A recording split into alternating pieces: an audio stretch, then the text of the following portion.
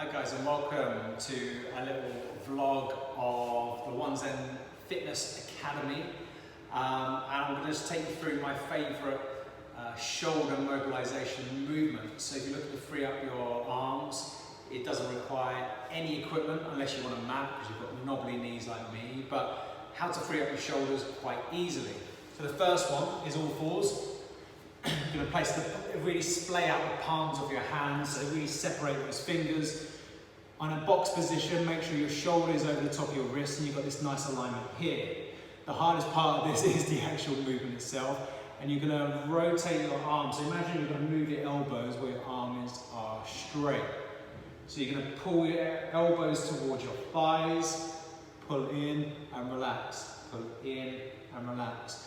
And you're going to do that about 10 to 12 times. And then you're going to turn your palms perpendicular to each other and again go for that same rotation. So at the moment I can feel my left shoulder, there's a bit more restriction there than it probably should be. From there you're going to turn the palms over, so imagine like you're kind of Spock from Star Trek, like that. You're going to wedge between your knee so you limit the movement. You're going to gently put pressure on the backs of your palms. Now do be careful with this because they might be quite tender, okay? And you're going to try and rotate again.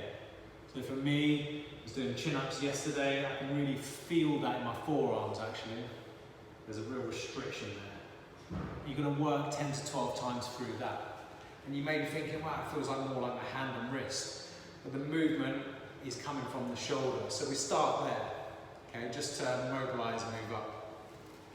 From there, you're going to stretch your left arm out, tuck your right arm underneath. Now, unlike most, we're not just going to stop there. You're going to rest your head down, and then through your left foot, you're going to lift up and back down, up and back down. This doubles up as a nice little massage that you'll feel go across the back of your shoulder just to mobilise.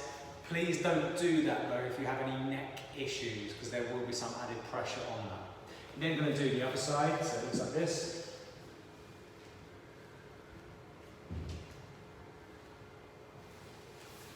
And it's a good way to open up the scapula against the thoracic spine, so you'll probably feel this in the rhomboids. But again, please don't do it if you have any neck issues. So there are two easy ones. We then have our standard CatCow. So I breathe in to lift my chin and allow my stomach to sink. Exhale, tuck chin under, tailbone under, and really roll through. Breathe in. Exhale. Breathe in. Exhale.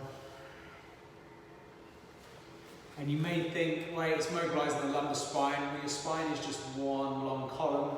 At the top of that is your head, at the bottom is your pelvis, mobilised throughout. Your shoulder blades attach to the thoracic spine via certain junctions, and it's nice to really start separating that, and you'll find it's what we call through the sagittal plane. If we want to mobilise and be a bit more dynamic with it, then we can mobilise through the frontal plane.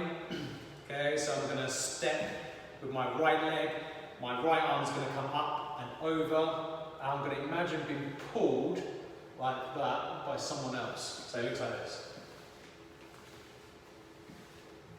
And this creates a frontal and a transverse plane mobilisation.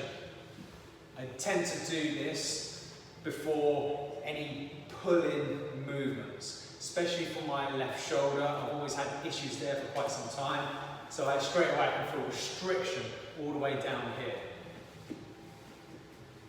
And I drive through, so you want to make it really dynamic.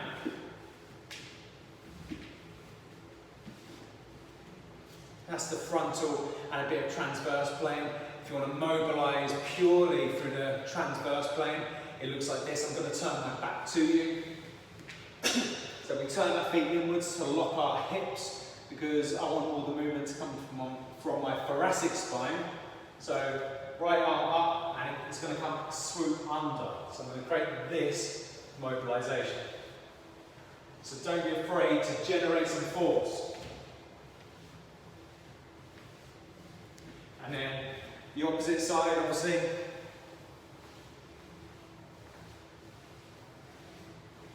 And you're looking at about 10 to 15 times on each side. Try not to go to fatigue. Try and maintain some sort of integrity when you're doing it. So these are some of my favourite easy mobilisation movements. A standard stereotypical one might be thumb up, thumb down, and do an opposite rotation.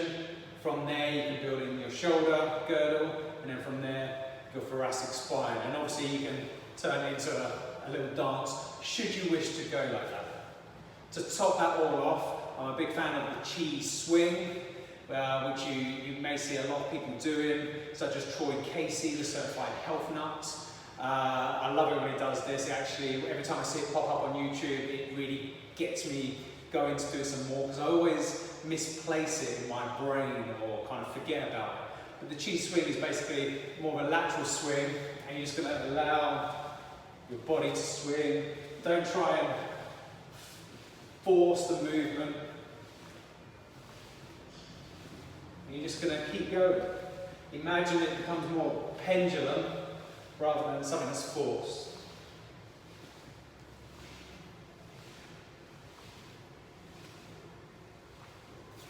I love the way that makes me feel at the end.